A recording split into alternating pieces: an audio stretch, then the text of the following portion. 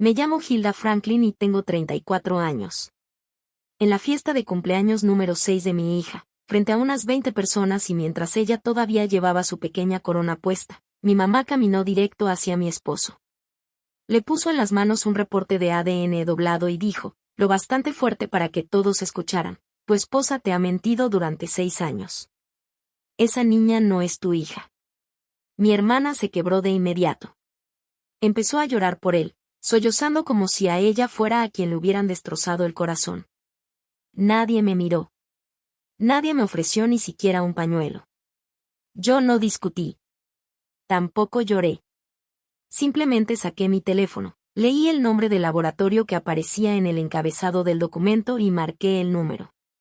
Ellas no tenían idea de lo que esa llamada estaba a punto de provocar en cada persona que estaba en ese cuarto, especialmente en la mujer que estaba llorando más fuerte. Si alguna vez tu propia familia te ha humillado frente a todos y quieres saber qué pasa cuando finalmente descubren quién estaba mintiendo, dale like, suscríbete y comenta fui testigo junto con tu ciudad. Quiero saber quién está escuchando y entender cómo una simple hoja doblada estuvo a punto de destruir a mi familia. Pero para entenderlo, hay que regresar más atrás. No solo 6 años. Mucho más. Hay que volver al día en que noté por primera vez la forma en que mi hermana miraba a mi esposo y cuánto tiempo pasé diciéndome que seguramente todo estaba en mi cabeza. Vivimos en Grand Rapids, Michigan, en una casa de ladrillo gris, sobre una calle donde las entradas de las casas se llenan de hielo en enero y, para mayo, todo el vecindario huele a pasto recién cortado. Theo y yo llevamos 8 años casados. Él es electricista, tiene licencia y es muy cuidadoso con su trabajo. Es de esos hombres que leen las instrucciones y luego las vuelven a leer antes de tocar un solo cable. Yo soy enfermera pediátrica. Llevo 11 años trabajando con reportes de laboratorio, tomando de la mano a padres asustados mientras una máquina, en algún lugar, determina qué tan preocupados deberían estar. Puedo ver un reporte y, en unos 10 segundos, saber si algo no cuadra. Ese detalle va a ser importante más adelante. Guárdalo en algún rincón de tu memoria. Nuestra hija, Nora, es el centro de todo. Cumplió 6 años aquel abril. Ella misma hizo una corona de papel con una caja de cereal y un marcador dorado. Se la ponía desde el desayuno, como si fuera una jefa de estado a punto de firmar documentos importantes. Theo y ella tienen un saludo secreto. 3 golpecitos, un choque de puños y un pequeño sonido de explosión que hacen con la boca. Todas las mañanas, antes de probar un solo bocado de cereal, Nora exigía hacerlo. No había negociación.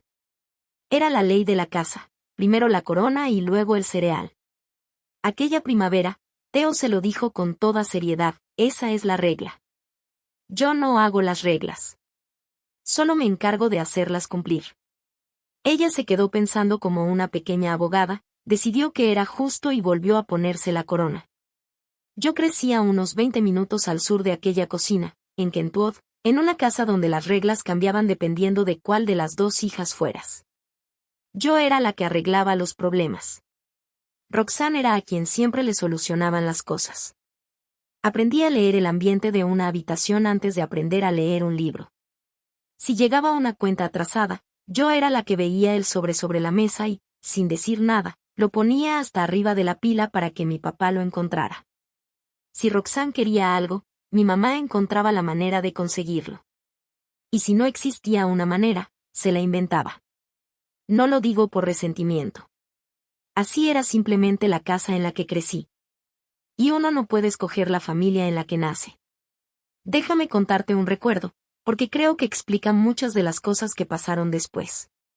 Cuando yo tenía 10 años y Roxanne 6, las 2 queríamos lo mismo para Navidad, una de esas casas de muñecas que tenían luces de verdad.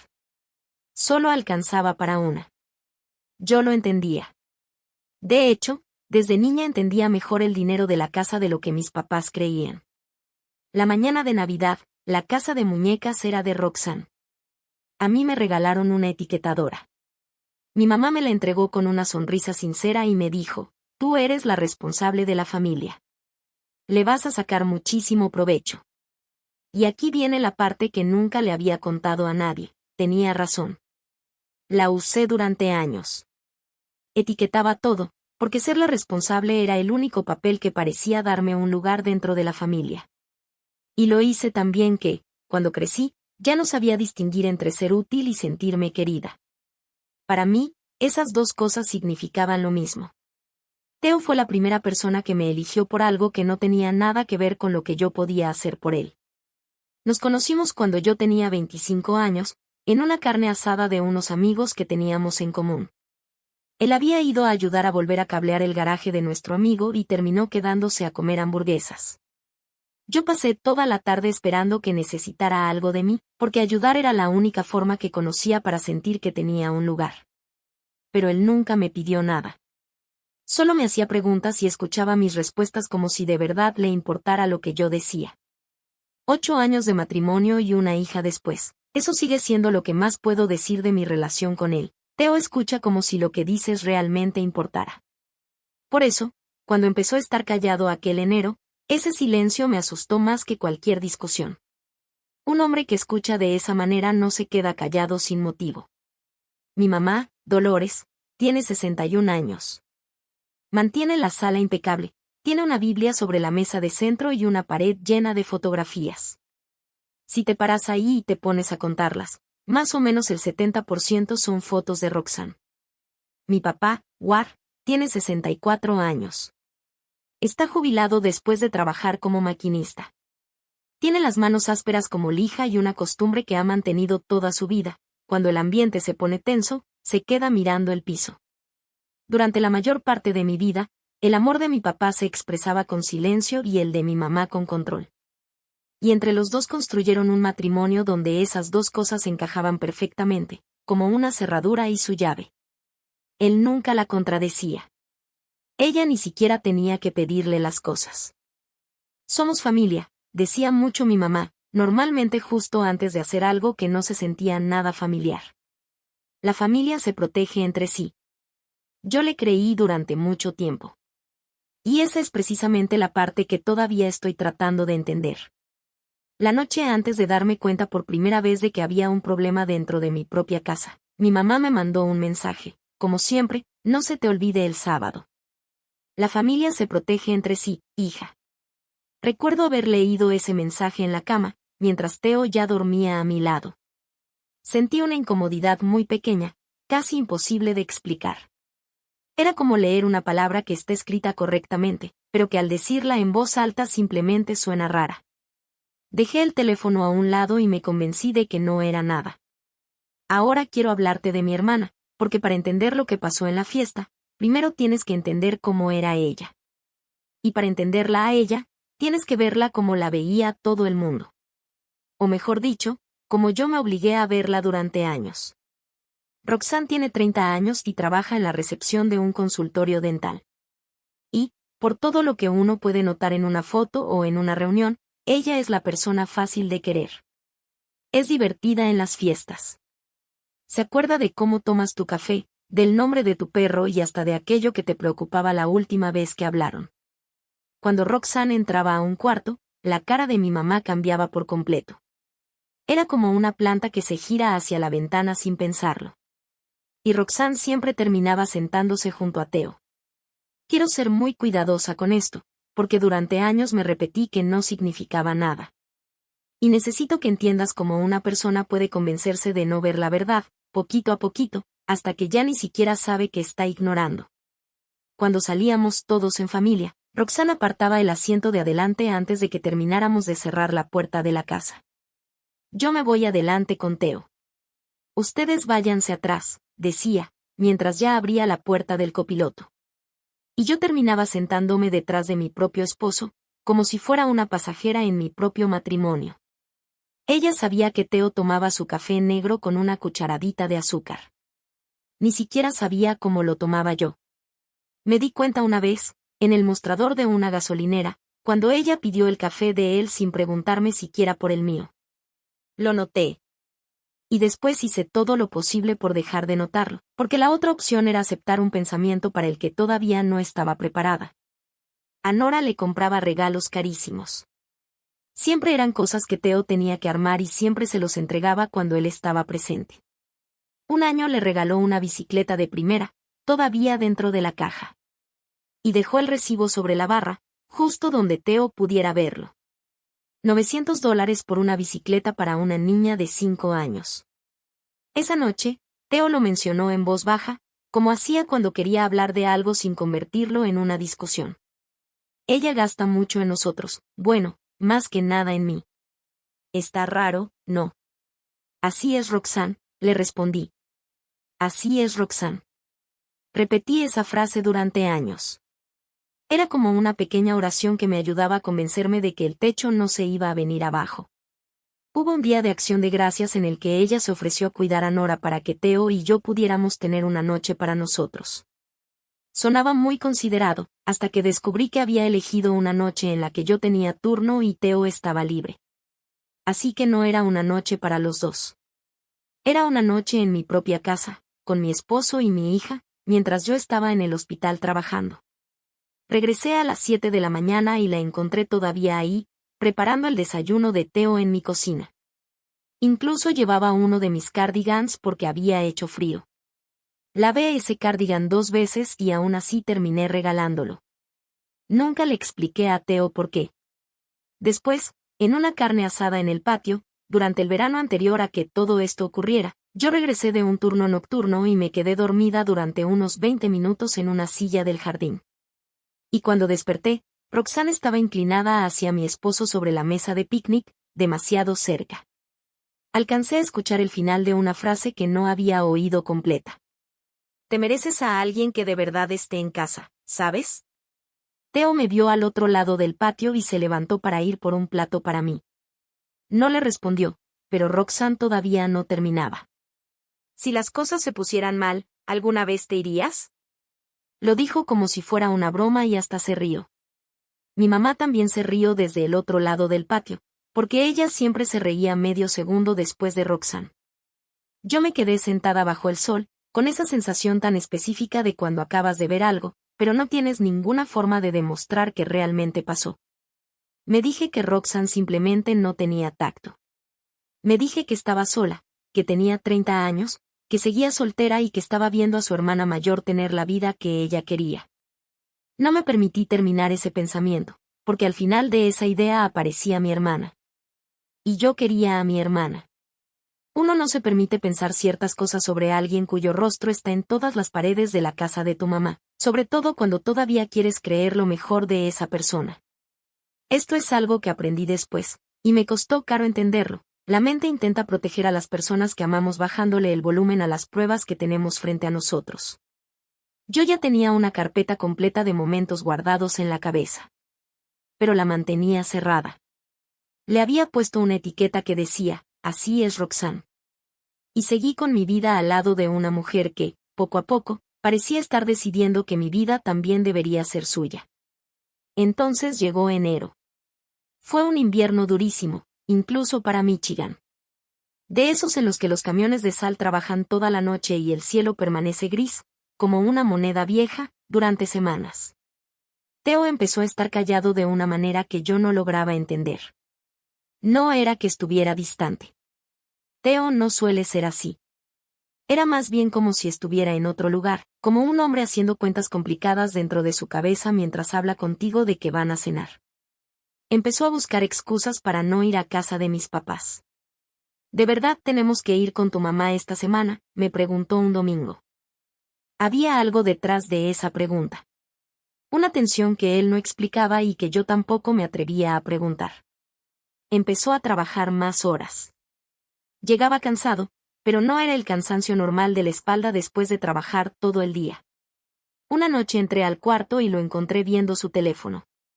Cerró una conversación tan rápido que el movimiento parecía ensayado. Me quedé parada en la puerta y no pregunté nada. Quiero que te quedes conmigo un segundo en esa puerta, porque desde entonces he pasado muchas noches recordando ese momento. Vi cómo se levantaba una pared entre nosotros.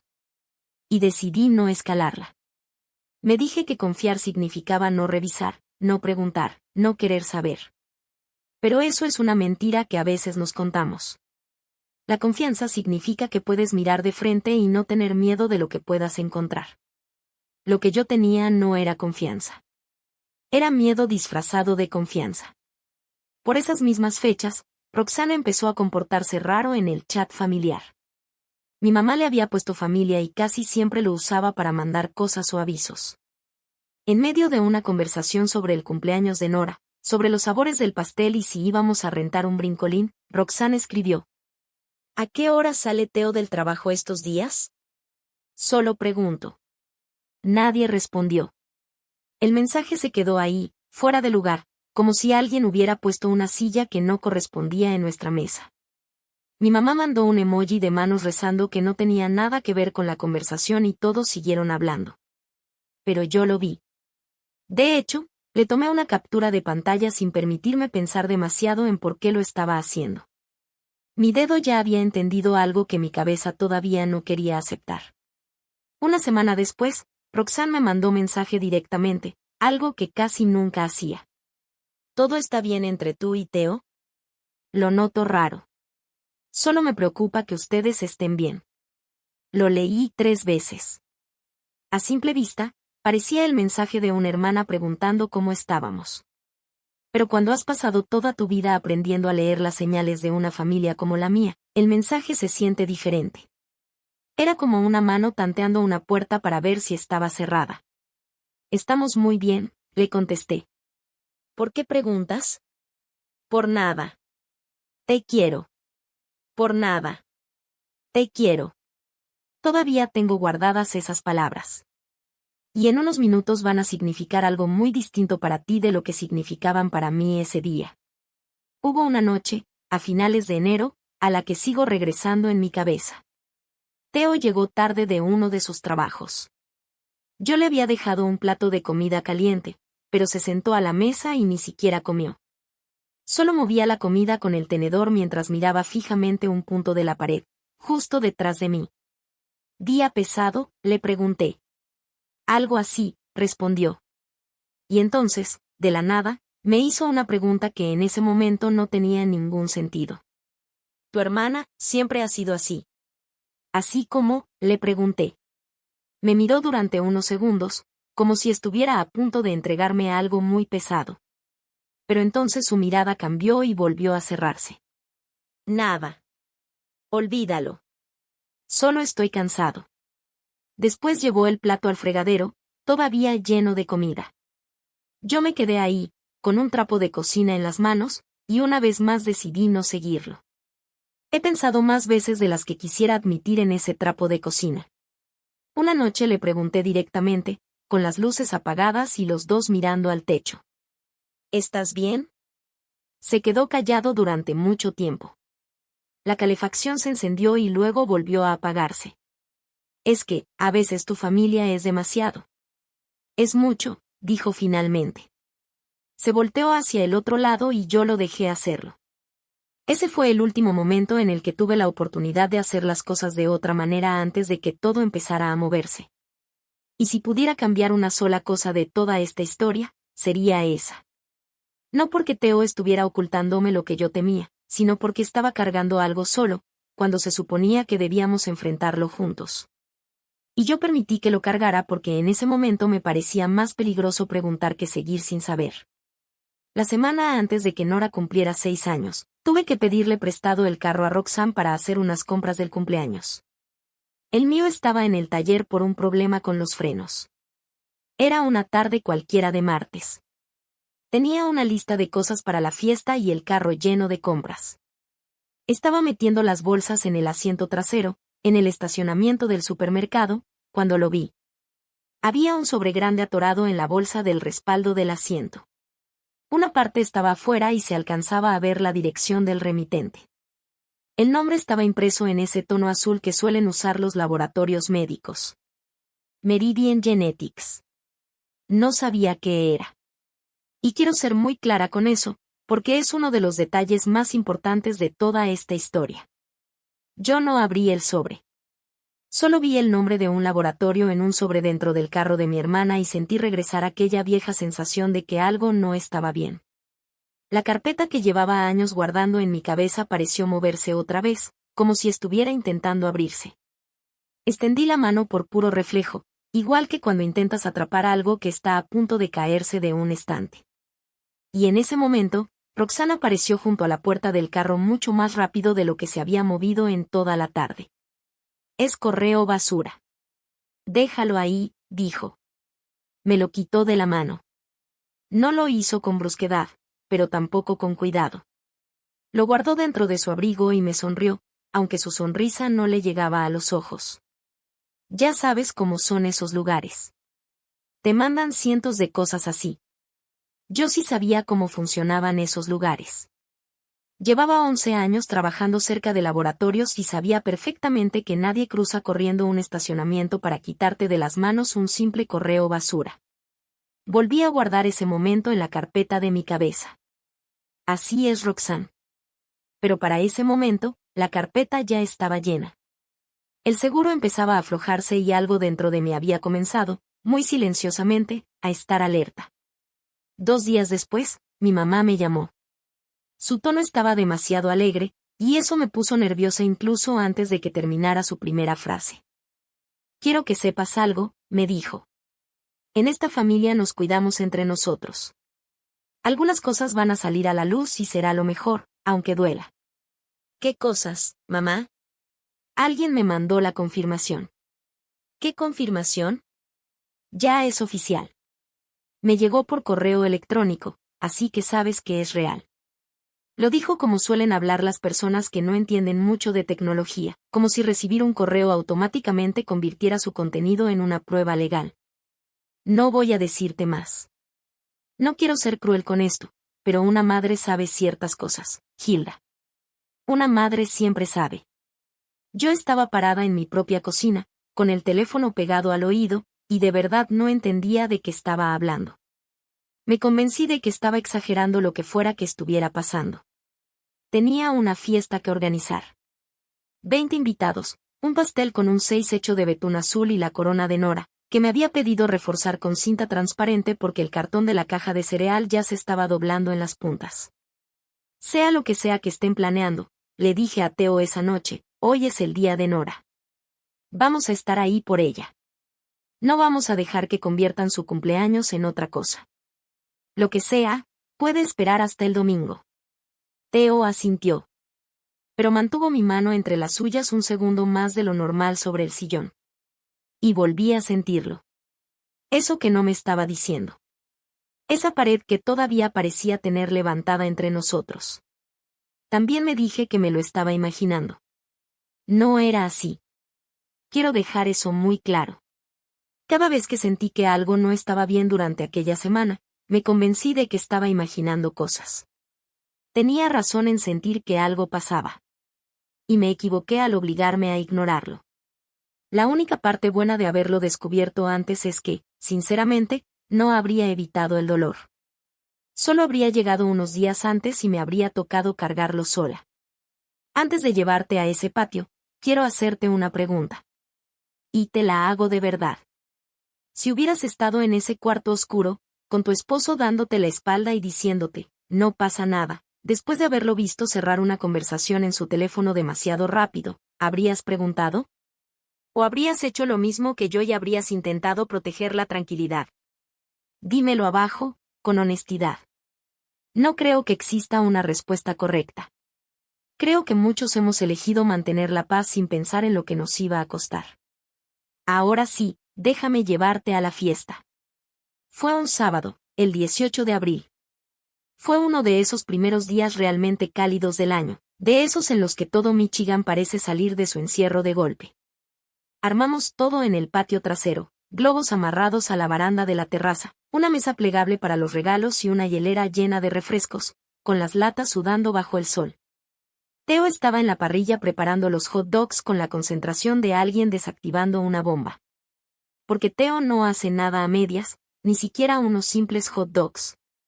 Diane, la vecina de al lado, llegó temprano para ayudar. Es una buena mujer, de unos 50 y tantos años. De esas personas que, cuando te ven con las manos ocupadas, simplemente te quitan algo sin que tengas que pedirlo. Ese instinto suyo va a terminar salvando el recuerdo que mi hija tendrá de ese día, aunque ella nunca va a saber del todo lo que hizo. También llegaron los niños del vecindario. Unos cuantos amigos de Nora del kinder, acompañados por sus papás, que se quedaban a una distancia prudente porque apenas nos conocíamos. Mis papás llegaron a las 2. Mi mamá traía su pastel de limón en el plato de vidrio bueno, aunque yo ya le había dicho que tenía pastel. Pero llevar el suyo era su manera de meterse en cualquier evento, y hacía años que había dejado de pelear con ella por eso. Roxanne llegó 20 minutos tarde, vestida como si fuera a otro lugar muy distinto a una fiesta de cumpleaños de una niña de 6 años. Traía una blusa bonita, el cabello arreglado y el maquillaje completo. Lo noté. Y por una vez, no hice como que no lo había visto. Miré a mi hermana, tan arreglada para una fiesta en el patio, con hot dogs y platos de papel, y un pensamiento frío pasó por mi cabeza. Esta vez decidí no apartarlo.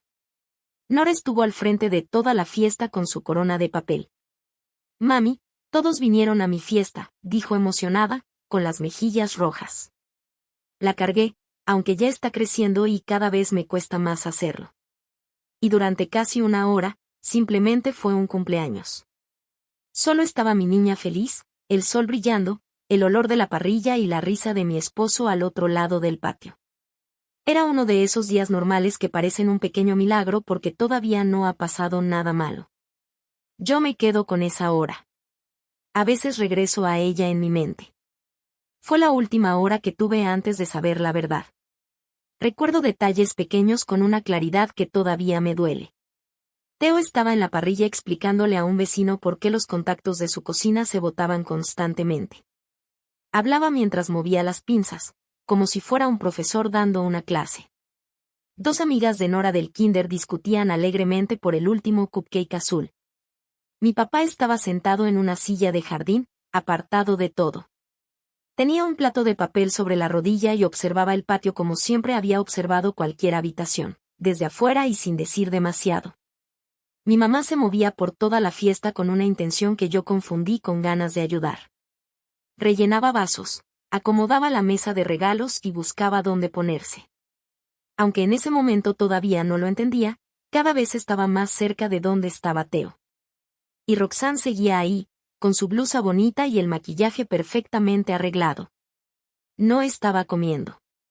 Casi no hablaba con nadie. Solo observaba a mi esposo por encima del vaso que tenía en la mano. Un vaso del que nunca tomó ni un solo trago. Yo vi todo eso. Pero no conecté nada. La carpeta de mi cabeza permaneció cerrada durante una hora más. Entonces mi mamá golpeó suavemente un vaso de plástico con una cuchara. Antes de partir el pastel, dijo, quiero decir algo. El patio se quedó en silencio, como suele pasar cuando una abuela se pone de pie con un vaso en la mano. Todos voltearon hacia ella con esas sonrisas tranquilas de quien espera un brindis, unas palabras sobre la cumpleañera o algún recuerdo bonito. Roxanne dejó su bebida sobre la mesa y juntó las manos. Mi papá miró el pasto y no volvió a levantar la vista. Recuerdo exactamente el momento en que cambió el ambiente, porque lo sentí en el estómago un segundo antes de que mi cabeza entendiera lo que estaba pasando. La carpeta que llevaba años cerrada dentro de mí se abrió de golpe. Todos los momentos que había guardado ahí salieron al mismo tiempo, como si de pronto estuvieran bajo el sol. Mi mamá ni siquiera me miró. Caminó directamente hacia Teo, sacó de su bolsa un papel doblado y se lo puso en las manos, como si le estuviera entregando algo sagrado. Teo, tienes derecho a saber lo que ella te ha estado ocultando, dijo. Tu esposa te ha mentido durante 6 años. Esa niña no es tu hija. Lo siento, pero una madre sabe estas cosas. Diana reaccionó antes que yo. Gracias a Dios, reaccionó antes que yo. Tenía los reflejos de una mujer que había criado hijos y sabía perfectamente cómo protegerlos cuando un ambiente se ponía difícil. Levantó a Nora y tomó también a otros 2 niños. Bueno, equipo del pastel, dijo con toda naturalidad. Necesitamos las velas y necesito expertos. Vengan conmigo a escoger las mejores. Los llevó por la puerta de la cocina y entraron a la casa antes de que Nora siquiera entendiera que algo había pasado afuera. Voy a estar agradecida con esa mujer por el resto de mi vida. Mi hija no escuchó lo que siguió.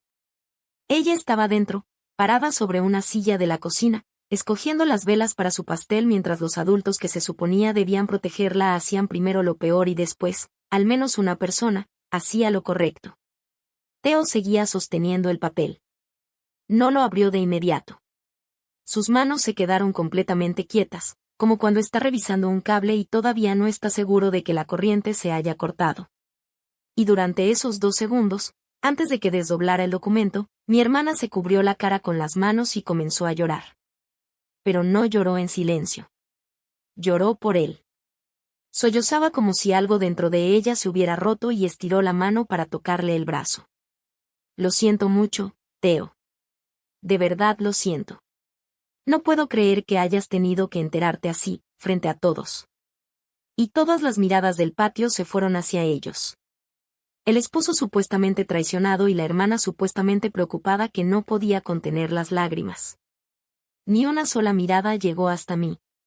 Nadie me ofreció un pañuelo. Yo estaba ahí, completamente sola, en un patio lleno de personas que supuestamente me querían, viendo cómo una historia se construía frente a mis ojos. Y en esa historia, yo era la villana. Desde entonces he pensado muchas veces en ese momento. En lo rápido que puede construirse una versión de los hechos en cuestión de segundos. En lo fácil que un grupo decide quién es la víctima antes de conocer la verdad. Y muchas veces esa decisión tiene muy poco que ver con los hechos. Tiene más que ver con quien llora primero y quien hace más ruido. En 3 segundos, aquel patio ya tenía su propia historia, la esposa infiel, el marido traicionado y la hermana cariñosa que no podía contener el llanto. Yo no discutí. En mis 11 años dando noticias difíciles a las familias, he aprendido algo: discutir suele ser lo que hace la gente cuando no tienen nada mejor que sus propias palabras. Los culpables discuten porque es lo único que tienen. Los inocentes discuten porque perdieron la calma. Yo todavía tenía la calma. Lo que todavía no tenía era la prueba en mis manos. Pero, por dentro, esa parte de mí que lleva años revisando reportes sabía exactamente dónde encontrarla y cuánto me iba a tomar conseguirla. Y también sabía algo más. Ninguno de ellos había pensado en eso. Estaban tan concentrados en construir su propia versión de la historia que ni siquiera se habían detenido a comprobar si el documento que tenían enfrente era verdadero. Dejé mi café sobre la mesa. La taza hizo un pequeño ruido, completamente normal. Saqué mi teléfono. Antes de que alguien diga algo, dije. Mi voz sonó mucho más tranquila de lo que yo me sentía por dentro. Baja, firme, controlada. Theo, todavía no lo leas. Hazme un favor. Dime el número de registro que aparece arriba, en la esquina derecha. Todo reporte real de un laboratorio tiene uno y se puede verificar. El patio entero parecía no entender qué estaba haciendo. Mi mamá levantó la barbilla, completamente segura de sí misma. Verifica todo lo que quieras, dijo. La verdad no va a cambiar porque hagas una llamada. No, respondí. En eso tienes razón. Theo encontró el número y lo leyó en voz alta con cuidado. Tomé el reporte. Era la primera vez que lo tocaba. Lo volteé y encontré exactamente lo que estaba buscando en la parte inferior de la segunda página. Un código QR. Y debajo, en letras pequeñas y grises, aparecía una línea que decía que se podía verificar la autenticidad del reporte en el sitio de Meridian Genetics. Verificar. Los laboratorios reales incluyen este tipo de sistema para confirmar que un documento no haya sido alterado antes de que alguien tome una decisión basándose en él.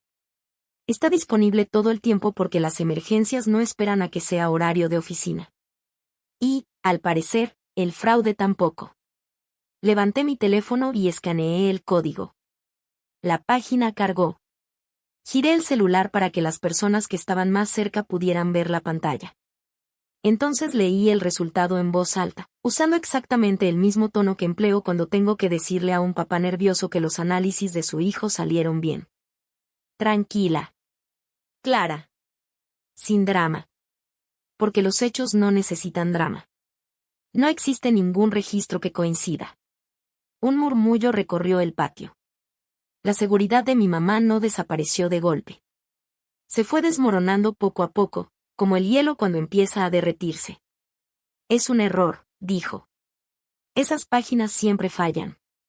Voy a llamar al laboratorio, respondí. Marqué el número que aparecía en el encabezado del documento, puse la llamada en altavoz y dejé el teléfono sobre la mesa de los regalos. El patio quedó tan callado que podía escuchar los globos golpeando suavemente contra la baranda de la terraza con el viento. Sonó 2 veces. Una mujer contestó. Era la línea de registros, una de esas que manejan horarios extendidos durante los fines de semana porque hay documentos que necesitan verificarse sin importar qué día sea. Le dije mi nombre. Le expliqué que llamaba para verificar un reporte. Después le dicté lentamente el número de registro. También le leí los 2 nombres que aparecían en el documento. Entonces escuché algo que todo el patio pudo oír a través de la pequeña bocina del teléfono. Señora, no encuentro ese número en nuestro sistema y tampoco tenemos ningún caso registrado con esos nombres. Hubo una pausa. Después escuché que comenzó a teclear otra vez. Puedo decirle que no tenemos ningún registro de haber tomado muestras de ninguna de esas 2 personas. Aquí no existe ninguna prueba. Sea cual sea el documento que está viendo, no salió de nuestro laboratorio. Dejé que esas palabras se quedaran en el aire. En mi trabajo aprendí que un hecho puede pegar 10 veces más fuerte cuando lo dices en silencio que cuando lo gritas. Así que dices la verdad y luego dejas que haga su trabajo. Mi mamá abrió y cerró la boca. Vuelve a llamar, dijo. Pero la seguridad que tenía antes ya se estaba deshaciendo. Seguro marcaste mal. Llama a otro número. No hay otro número, mamá. Intenté mantener la voz lo más tranquila posible, porque la rabia que pensé que iba a sentir contra ella no estaba apareciendo. En su lugar, sentí algo diferente. Casi lástima. Y no había ningún error. Una prueba legal de paternidad necesita que Theo y Nora estén físicamente en una clínica para entregar muestras, siguiendo un proceso formal y con una persona que verifique sus identidades. Ninguno de los 2 había hecho eso. No puedes analizar muestras que jamás fueron tomadas. Así de sencillo. Y entonces dije algo que había entendido entre el momento en que escaneé el código y aquella llamada. Algo que convirtió aquella tarde entera de una simple acusación en una confesión.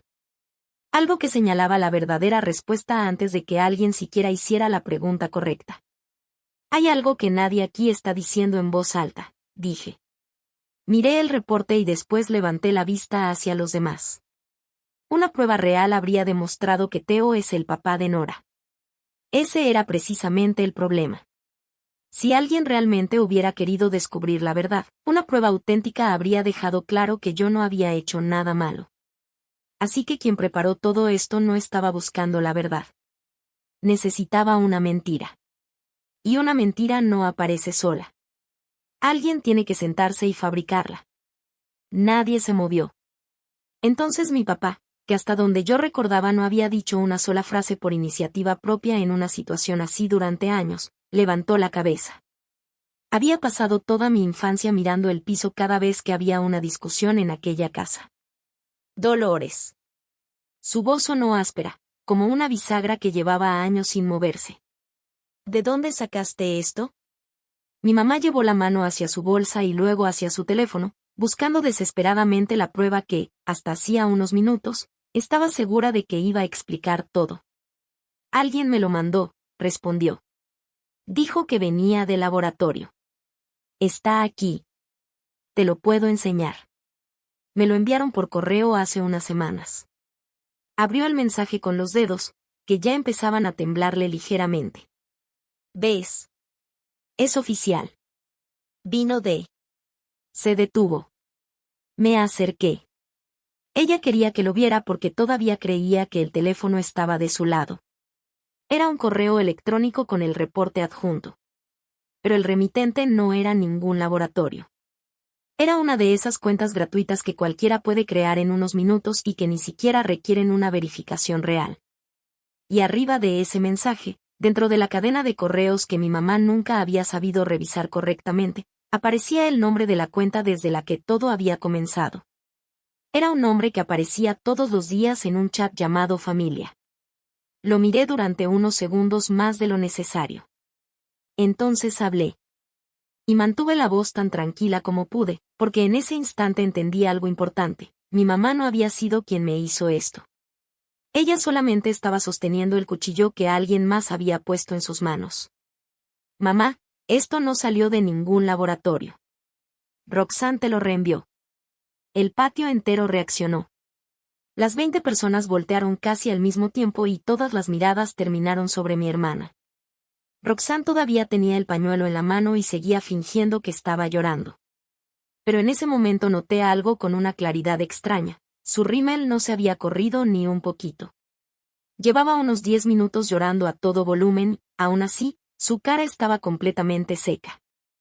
Yo también lo recibí, dijo Roxanne, elevando la voz. No sé quién lo hizo. Tal vez alguien hackeó mi correo o algo así. Yo no. ¿Por qué todos me están viendo de esa manera? Se volteó hacia los demás con las manos abiertas, como si fuera la víctima de una acusación injusta. Yo estaba llorando por Theo, por esta familia. Entonces Theo se puso de pie. Y quiero decirte algo sobre mi esposo, porque ese fue el momento en que dejé de ser la única persona en aquel patio que estaba defendiendo lo nuestro. Theo no es un hombre de muchas palabras. Es de los que arreglan lo que está roto y suelen decir mucho menos de lo que realmente sienten. Pero tomó el reporte y lo dejó sobre la mesa con calma, con cuidado. Después miró a mi hermana durante unos segundos y dijo en voz baja. Dilo otra vez. Di por quién estabas llorando. Roxanne parpadeó. ¿Qué quieres decir? ¿Qué clase de pregunta es esa? Tú dijiste que estabas llorando por mí. Theo asintió lentamente, como si algo que llevaba meses tratando de mantener encerrado finalmente hubiera encontrado su lugar. No por Hilda. No por Nora. Por mí. Después sacó su propio teléfono. En enero, dijo mirando al patio, aunque en realidad me estaba hablando a mí. Su voz se quebró un poco. Tu hermana empezó a mandarme mensajes. Nunca te conté hasta qué punto llegó todo eso. Y estuvo mal. Voy a tener que responder por haberlo manejado así durante mucho tiempo, y lo sé. Respiró hondo. Pensé que podía detenerlo sin destruir a tu familia. Pero te lo voy a contar ahora. Se los voy a contar a todos ahora, para que nadie pueda cambiar la historia después. Deslizó el dedo por la pantalla hasta encontrar lo que estaba buscando. Y lo leyó en voz alta, con ese tono serio y tranquilo de alguien que está leyendo algo que desearía no haber recibido nunca. 9 de enero. Roxanne. Ella nunca se va a enterar. Podríamos ser solo nosotros. Tú mereces a alguien que de verdad te ponga en primer lugar. Theo levantó la mirada y la dirigió directamente hacia ella. Yo te dije que no. Te dije que nunca volvieras a hablarme así. Hizo una pausa. Y guardé cada uno de tus mensajes porque algo dentro de mí me decía que algún día iba a necesitarlos. Esperaba estar equivocado. Ahí entendí por fin qué había significado el silencio de Theo durante aquel enero. Esa era la pared que yo no me había atrevido a cruzar. Él no se estaba alejando de mí. Había estado parado entre mi hermana y yo, enfrentándola solo, intentando mantener esa puerta cerrada para que yo nunca tuviera que descubrir lo que ella había estado tratando de meter en nuestra vida. Un murmullo bajo recorrió todo el patio. No hubo gritos ni exclamaciones exageradas. Solo el suspiro colectivo de 20 personas tratando de acomodar de nuevo la historia en su cabeza. Alguien dejó un plato sobre una silla. Otra persona dio un pequeño paso hacia atrás, alejándose de Roxanne.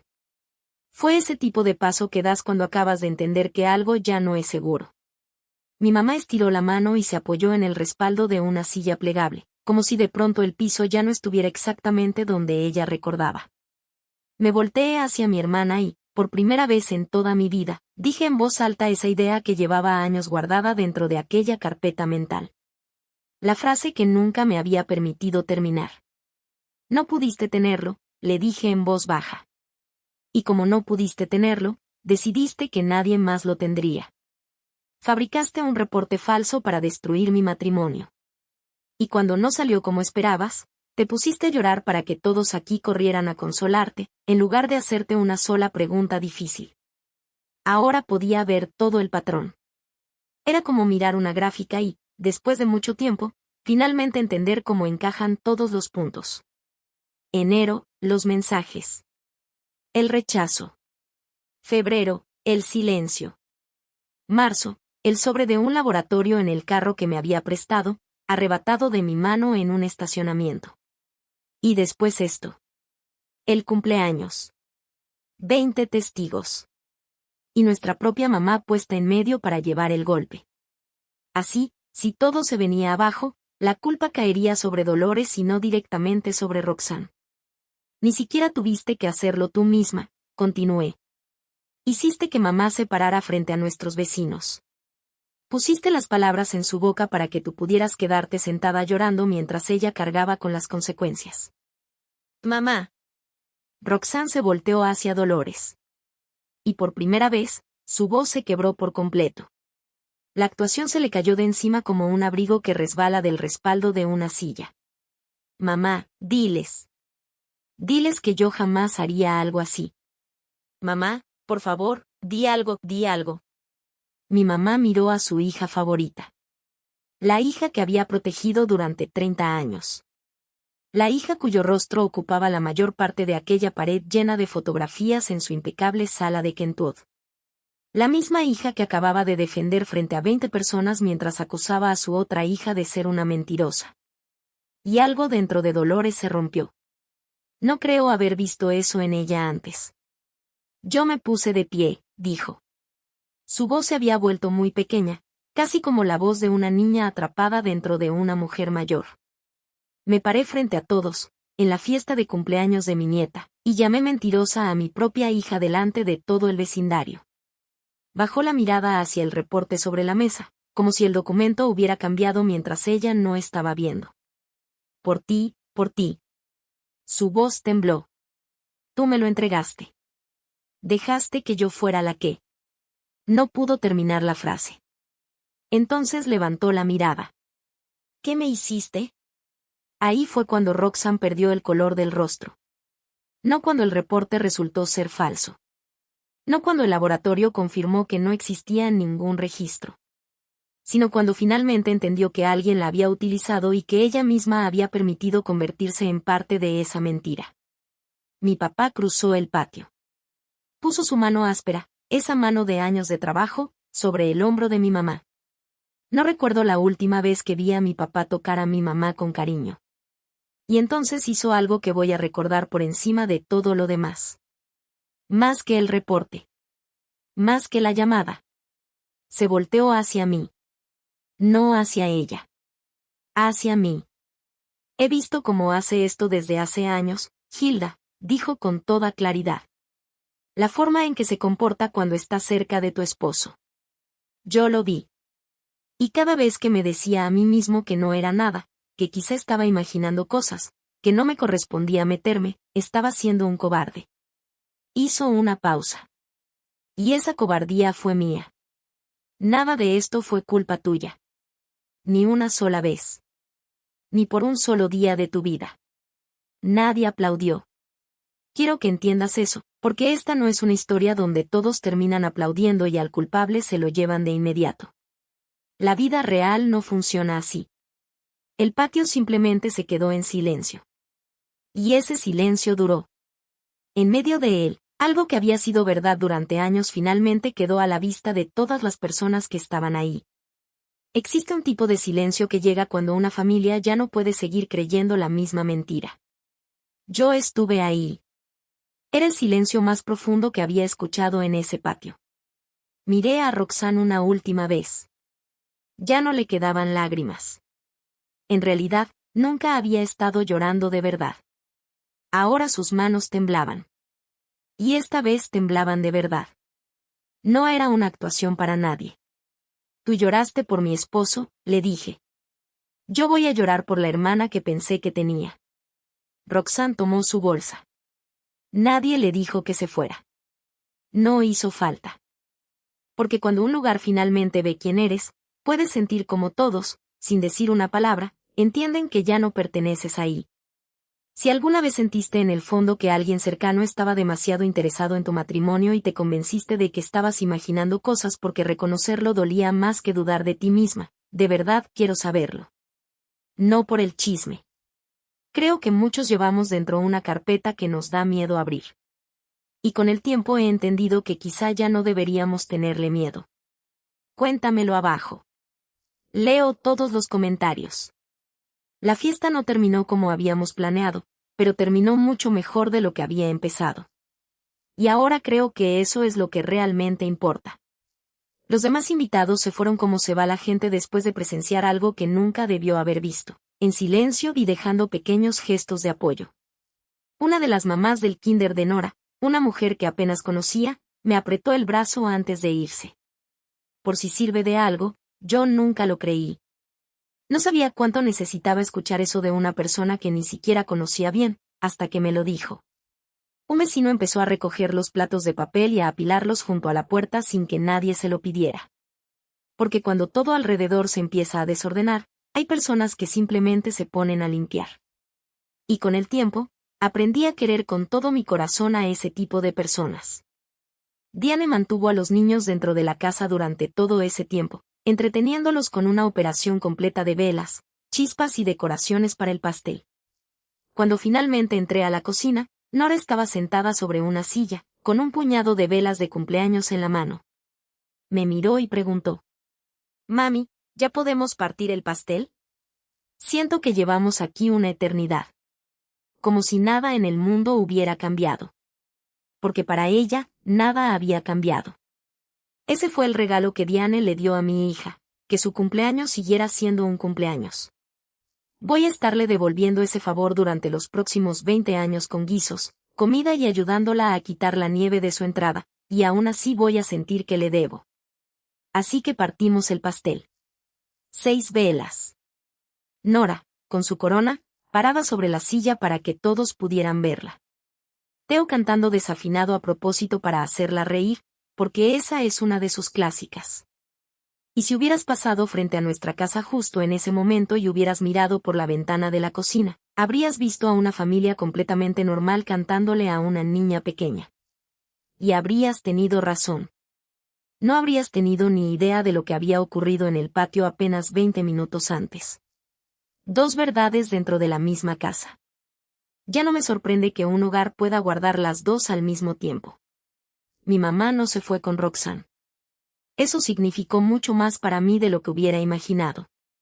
Cuando el patio quedó vacío, se sentó en la mesa de mi cocina con las manos alrededor de una taza de té que nunca llegó a tomar. Y te juro que parecía 10 años más grande que esa misma mañana. El dolor puede cambiarle la cara a una persona en cuestión de horas. Finalmente habló. Le creí, dijo. Porque siempre me resultó fácil creerle. Y creerte a ti siempre me costaba algo. Movió lentamente la taza sobre la mesa, haciendo círculos. No sé cómo pedirte perdón por algo tan grande. No creo que existan palabras suficientes para algo así. Y aunque existieran, probablemente no me las merecería. No tienes que decirlo, le respondí. Tienes que demostrarlo durante mucho tiempo, sin esperar que al final yo te garantice nada. Hice una pausa. Y tampoco voy a prometerte que estaré lista para reconocerlo cuando lo hagas. Esa es la verdad. No voy a darte una respuesta cómoda solo para que te sientas mejor. Ella asintió. No discutió. No intentó justificarse. Tampoco convirtió todo en una conversación sobre lo difícil que esto era para ella.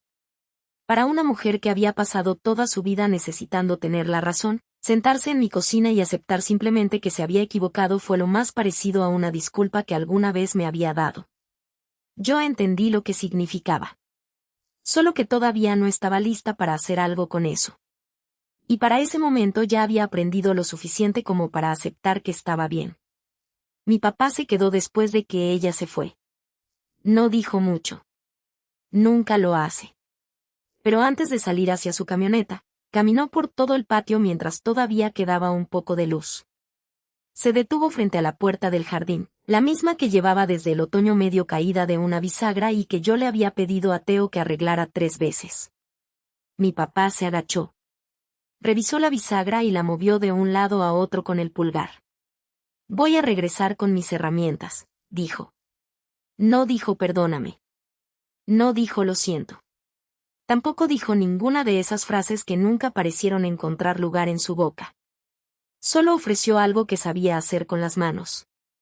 Como un hombre que finalmente había entendido, a los 64 años, que su silencio tenía un precio y que alguien a quien quería había estado pagando por él. Esa noche, después de que Nora se quedó dormida con su corona apoyada en la cabecera de la cama, donde siempre la deja, Theo y yo nos sentamos en la mesa de la cocina. Entre los dos había 2 tazas de té que poco a poco se fueron enfriando. Y por fin tuvimos la conversación que debimos haber tenido desde enero. Pensé que si me quedaba callado, todo esto iba a pasar, dijo Theo, mirando la mesa en lugar de verme. No quería ser el hombre que destruyera a toda tu familia por un par de mensajes. Me convencí de que te estaba protegiendo, pero no era cierto. Solo te estaba dejando en la oscuridad y llamándolo protección. Bajó la mirada. Y cuando tu mamá sacó ese papel hoy, por unos segundos me quedé paralizado. Me odié por esos segundos, porque tú merecías un esposo que nunca dudara de ti. Tú no dudaste de mí, le dije. Dudaste de si podías detener todo esto. No es lo mismo. Nunca más, respondió. No voy a seguir cargando yo solo con las cosas feas para que tú no tengas que verlas. Si algo involucra a tu familia, entonces nos involucra a los dos. Nada de intentar manejar a mi familia por mí, le dije. De acuerdo. ¿Los enfrentamos juntos o no los enfrentamos? Trato hecho. Y justo en ese momento apareció Nora en la puerta de la cocina, porque los niños de 6 años parecen tener un talento especial para escoger el peor momento posible. Estaba en pijama, con el pelo completamente alborotado y más despierta que nunca, justo a la hora en que debería estar profundamente dormida. Papá, dijo con tono de reclamo. No hiciste el saludo antes de dormir. No cuenta si nos lo saltamos. Theo se arrodilló ahí mismo, en el piso de la cocina, a las 10 de la noche, después del día más duro y más sincero que habíamos vivido como matrimonio. 3 golpecitos. Un choque de puños. Y el pequeño sonido de explosión que los dos hacían con la boca. Nora empezó a reírse. Oficialmente eres mi hija, le dijo Theo. Después levantó la mirada hacia mí, por encima de la cabeza despeinada de nuestra hija. Siempre lo fuiste. He vuelto a ese momento cientos de veces. No a la discusión. A esto. A mi esposo sentado en el piso de la cocina, haciendo un sonido de explosión con nuestra hija, demostrando algo sobre ser papá que ningún laboratorio de este país podría poner en un papel. La sangre nunca fue la pregunta. Cualquiera que hubiera visto a esos dos hacer aquel saludo tan ridículo habría entendido que la verdadera mentira era haber puesto esa pregunta sobre la mesa. Después de eso, pasé un tiempo sin llamar a mi mamá. Ella sí me llamó. El lunes, durante el horario normal de atención, volví a comunicarme con Meridian Genetics. Esta vez pedí que me confirmaran todo por escrito. Una supervisora verificó exactamente lo mismo que me habían dicho durante el fin de semana. No existía ningún caso, no había muestras. No había reporte y el número de registro que aparecía en aquel documento jamás había existido en su sistema. Me enviaron una carta firmada, en papel oficial del laboratorio, donde explicaban claramente que ese documento no había sido emitido por ellos. No la necesitaba para llevar esto a un tribunal. Tampoco quería llegar a eso. Había visto suficientes familias destruirse en los juzgados como para querer formar parte de otra batalla así. No creía que un juez pudiera arreglar algo que, en mi opinión, podía empezar a resolverse poniendo límites y cerrando una puerta. Yo necesitaba esa carta por mí. La imprimí y la guardé en el cajón de la cocina. Y durante las primeras semanas, cuando regresaba esa vieja costumbre de dudar de mí misma y una pequeña voz me preguntaba si quizá había algo de verdad en todo aquello, abría el cajón. Leía una sola frase y volvía a cerrarlo. La verdad ya estaba en mis manos, por escrito, y esta vez nadie iba a convencerme de lo contrario. Mi mamá empezó a dejarme mensajes. Al principio eran explicaciones larguísimas, así que dejé que todas se fueran al buzón de voz. Pero con las semanas fueron cambiando. Cada vez eran más cortos. Y algo más empezó a pasar. Primero preguntaba por Nora y después, si acaso, hablaba de ella misma. También dejó de terminar sus mensajes con aquella frase de la familia se protege entre sí, como si fuera una regla que ella podía imponerle a los demás. Poco a poco empezó a vivir esa frase de otra manera, como alguien que había fallado de la peor forma y ahora quería pasar el resto de su vida tratando de recuperar lo que había perdido. La primera señal real apareció durante la cuarta semana. Mi mamá quitó algunas de las fotografías de su sala. No todas. Tampoco se convirtió de repente en una santa. Y yo tampoco. Pero en los espacios que quedaron vacíos puso fotos nuevas. Nora sobre los hombros de Teo en un lugar donde habíamos ido a recoger calabazas. Yo con mis uniformes de enfermera. Incluso había una foto que ni siquiera sabía que alguien había tomado. No hizo ningún anuncio. No se quedó esperando junto a la pared para que yo la viera y le diera las gracias. La descubrí por casualidad una tarde, cuando pasé por su casa para recoger a Nora. Me quedé mirando las fotos y mi mamá se dio cuenta de que las había visto. No dijimos nada. Y precisamente por eso supe que hablaba en serio. La Dolores de antes habría señalado las fotos y se habría quedado ahí hasta recibir algún reconocimiento. Esta vez simplemente dejó que yo las viera y luego fue por los zapatos de Nora. Yo puse una sola condición. La dije claramente, para que después no hubiera confusiones ni intentos de cambiar las reglas poco a poco. Estaba junto al refrigerador cuando se lo dije por teléfono. Ahí mismo donde ahora cuelga la corona de papel de Nora, con el marcador dorado brillando bajo la luz como un pequeño trofeo de una batalla que ella nunca sabrá qué ocurrió. Puede seguir siendo parte de la vida de Nora, le dije a mi mamá. Siempre has sido buena con ella. Ella te quiere y yo no voy a quitarle a su abuela por el peor error que hayas cometido. Pero Roxanne no puede formar parte de mi vida. No en las fiestas, no en una llamada, no en una sola conversación. Esas son mis condiciones. No son un castigo y tampoco están abiertas a negociación. Simplemente son los límites que necesito de ahora en adelante. Hubo un silencio largo al otro lado. Yo lo dejé durar. Está bien, respondió mi mamá. Solo eso. No discutió. No intentó negociar. No dijo, pero es tu hermana. Está bien. Colgué despacio, como cuando dejas algo sobre la mesa con mucho cuidado porque ya está lo suficientemente roto y no quieres dañarlo más. Me quedé parada en mi cocina. Y quiero decirte la verdad sobre cómo me sentí, porque creo que las películas nos hacen esperar otra cosa. No sentí que hubiera ganado. No sentí ningún triunfo. Sentí claridad. Como cuando finalmente limpias una ventana y por primera vez puedes ver a través de ella sin manchas. Hay una diferencia enorme entre ganar y tener claridad. Y me tomó 34 años y una fiesta de cumpleaños arruinada entender cuál de las dos cosas realmente vale la pena.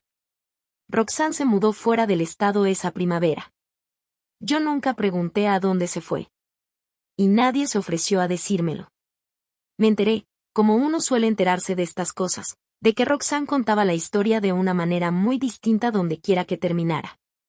Decía que la habían acusado injustamente, que toda su familia se había puesto en su contra de la nada y que, en realidad, ella era la verdadera víctima. Y para mi propia sorpresa, no sentí ninguna necesidad de corregir su versión. Las 20 personas que estuvieron en aquel patio saben exactamente lo que vieron. Mi papá lo sabe. Mi mamá lo sabe. Y mi mamá va a cargar con ese recuerdo por el resto de su vida.